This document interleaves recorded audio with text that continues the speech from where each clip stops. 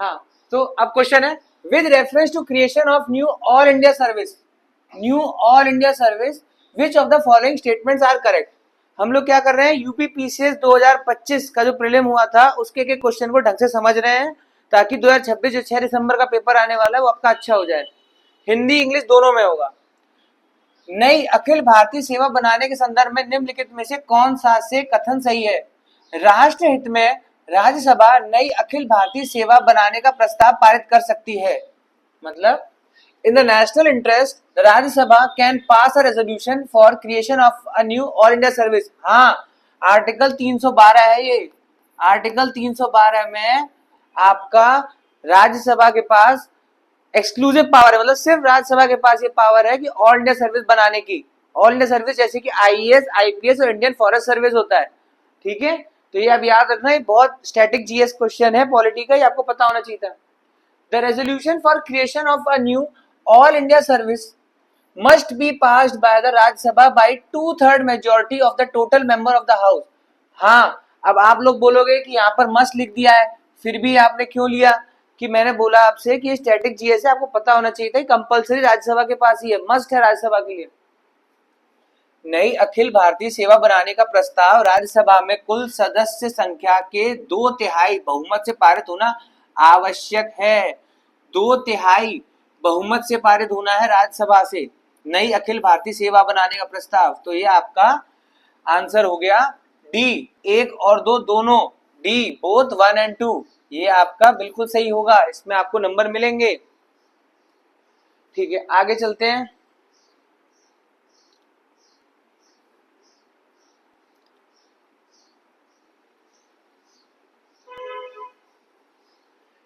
गरीबी से संबंधित निम्नलिखित समितियों पर विचार कीजिए तथा इनके गठन को सही काल क्रमानुसार क्रम में व्यवस्थित कीजिए। लकड़ावाला समिति, अच्छा, रंगराजन, तेंदुलकर और दांडेकर और रथ समिति। सबसे पुरानी है दांडेकर और रथ, 4 ये आ गया, 4 ये आ गया, मतलब डी कटा, आपका ए कटा।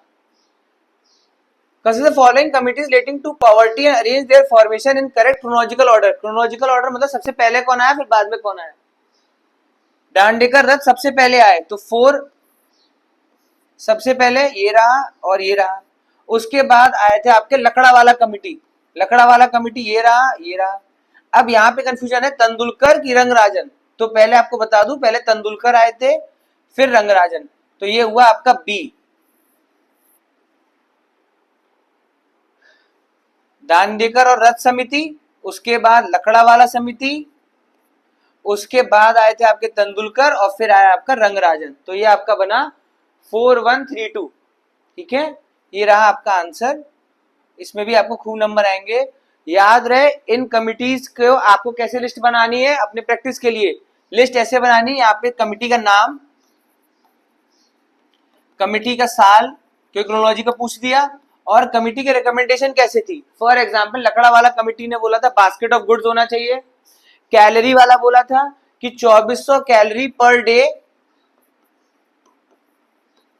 रूरल एरियाज वालों के लिए, जो गांव के लोग हैं उनके लिए 2400 कैलोरीज पर डे, अगर इससे कम वो अगर खा रहे हैं या कंजम्पशन है उनका तो वो गरीबी रेखा के नीचे। और अर्बन एरियाज के लिए था 2100 calories per day, 2100 calories per day urban areas के लिए था। तो इस तरीके से आप निकाल लीजिएगा सबकी रिकमेंडेशन भी, तो ये आपकी लिस्ट कंप्लीट हो जाएगी, आपको बहुत काम आएगा। ये हर साल क्वेश्चन आता है गरीबी रेखा से। ठीक है, आगे चलते हैं। अगला क्वेश्चन क्या है, with reference to Brazil which of the following statement is or are correct. मतलब ब्राजील के संदर्भ में निम्नलिखित में से कौन सा से कथन सही है। ब्राजील, ठीक है, आपको पता है ब्राजील जो है ये साउथ अमेरिका में पड़ता है, दक्षिण अमेरिका।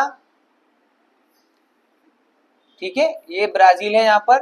अच्छा, ब्राजील के भूमध्य रेखिका वर्षा वनों को सेल्वा कहते हैं। हाँ, याद रहे the equatorial rain forest of Brazil are called selvas, जबकि यहाँ के ग्रासलैंड को बोलते हैं कैंपोस।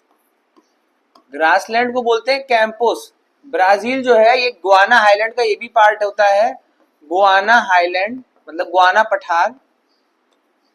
ऊपर से ब्राजील जो है यहाँ सबसे ज्यादा कॉफी होती है, ब्राजील में सबसे ज्यादा सोयाबीन होता है, और ब्राजील में सबसे ज्यादा आपका शुगर केन होता है। शुगर ले लो आप, कॉफी, सोयाबीन और शुगर, ये ब्राजील का मेन है। ठीक है, कैंपोस ग्रासलैंडर, ठीक है। अच्छा, यहाँ की गहरे काले रंग की उपजाऊ भूमि को टेरा रॉक्सा कहते हैं। हाँ, the dark black colour fertile land here is called टेरा रॉक्सा। कई जगह नेट पर ये रेड कलर से भी आता है, तभी इसका नाम है टेरा रॉक्सा। रॉक्सा मतलब रेड होता है, बट हाँ डार्क ब्लैक कलर भी होता है इसका, वहां पर ये होता है। तो आप याद रखना, ये दोनों कथन सही थे, बोथ 1 and 2। हो सकता है आप कंफ्यूज हो जाएं टेरा रॉक्सा में, बट अब मैंने बता दिया तो आप नोट कर लेना, टेरा रॉक्सा। ठीक है,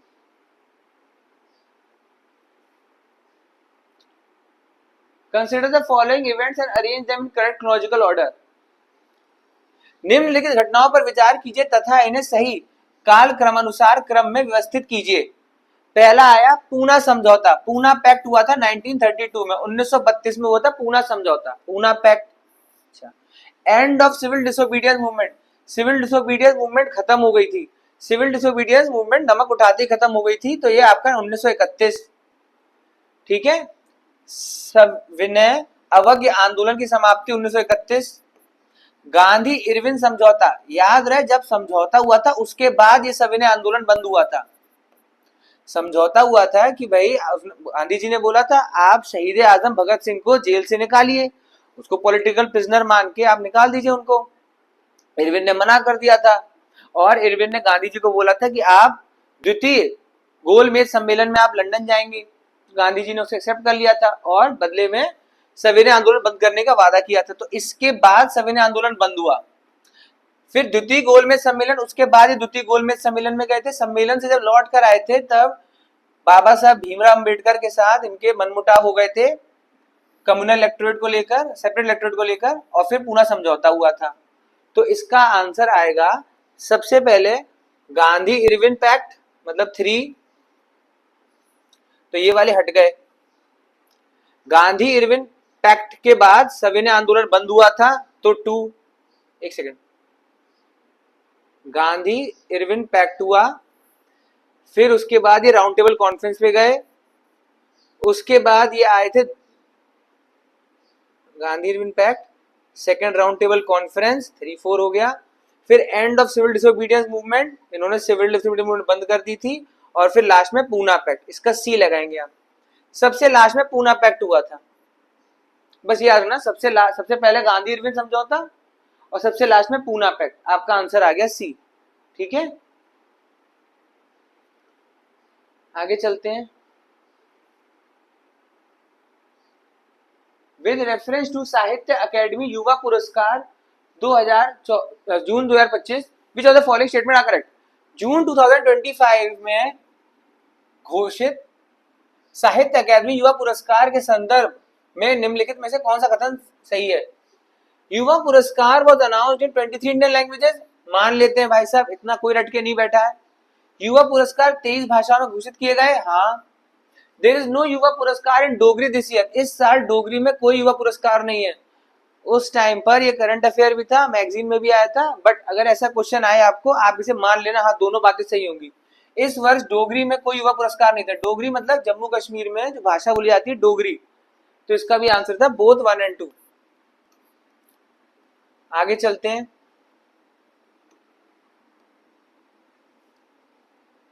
इसको अरेंज करना है। अच्छा जी, निम्नलिखित युद्धों पर विचार कीजिए तथा इन्हें सही काल क्रम अनुसार क्रम में व्यवस्थित कीजिए। प्रथम एंग्लो मैसूर युद्ध।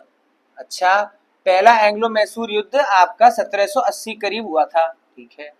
द्वितीय एंग्लो फ्रांसीसी युद्ध, अच्छा हाँ, द्वितीय एंग्लो फ्रांसीसी युद्ध आपका 1770 के करीब हुआ था। प्रथम एंग्लो सिख युद्ध, एंग्लो सिख युद्ध आपका 1830 के बाद हुआ है। और प्रथम एंग्लो अफगान युद्ध, ये तो और ही ज्यादा, 3 नहीं, ठीक है, एक बार देखते हैं। फर्स्ट, सबसे पहले याद रहे कि अंग्रेजों ने अपने जैसे यूरोपियन को पीटा, तो second Anglo Sikh war, Anglo French war सबसे पहले होगा, तो 2 आ गया सबसे पहले वाला, 1 हटा, ये हटा। बहुत आसान तरीका याद करने का। सबसे पहले अंग्रेजों ने अपने जैसों को हटाया, उसके बाद इंडियंस को पीटा। ठीक है, तो सेकेंड एंग्लो फ्रेंच वॉर ये यहां से फिनिश होगा ये लोग। उसके बाद ये करेंगे मैसूर पे चढ़ाई। तो 2 के बाद 1, देखो दोनों जगह 2 के बाद 1। अब वो बेसिकली जानना चाह रहा है कि पहले एंग्लो सिख हुआ कि पहले एंग्लो अफगान हुआ। तो आप इसमें बी ले लीजिएगा, पहले एंग्लो सिख हुआ फिर एंग्लो अफगान हुआ। ठीक है, सिख पहले हुआ था फिर अफगान। अरे भाई पहले पंजाब जाओगे उसके बाद अफगानिस्तान जा पाओगे ना, कि सीधे अफगानिस्तान पहुंच जाओगे? स्टेप बाय स्टेप, इंडिया से चले, पहले पंजाब पर आया, पाकिस्तान, फिर अफगानिस्तान पड़ता है। तो आंसर आपका बी आ गया।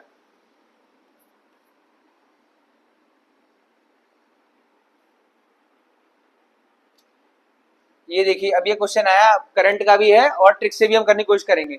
मार्च 2025 में भारत ने ऑपरेशन ब्रह्मा निम्नलिखित में से किस देश को मानवीय सहायता प्रदान करने के लिए शुरू किया था? Operation Brahma was launched by India in March 2025 to provide humanitarian to which of the following countries? किस कंट्री को हेल्प करने के लिए बना है? पहला आया बांग्लादेश। अच्छा, हमें नहीं पता, मान के चलो हमें नहीं पता, ठीक है, बांग्लादेश। फिर आया म्यांमार। हाँ भाई, हो सकता है कि भाई इंडिया ने हेल्प किया तो बांग्लादेश म्यांमार हो सकता है। श्रीलंका, ये अलग हो गया, एकदम ही अलग हो गया। और मलेशिया बहुत दूर हो गया, अब मलेशिया बहुत पैसे वाला है, उसको जरूरत नहीं है आपके ह्यूमैनिटेरियन एड की। तो 4 तो हट गया। अब बचा आपका सिर्फ बांग्लादेश, सिर्फ म्यांमार, या बांग्लादेश श्रीलंका। अरे बांग्लादेश श्रीलंका बहुत दूर दूर है, ये भी नहीं हो सकता।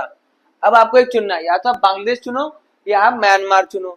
इसका उस टाइम पर म्यांमार था आंसर, करंट अफेयर भी था, सबको पता है।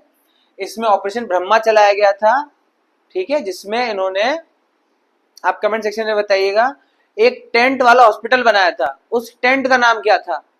ठीक है, इसका आंसर है सी, केवल 2।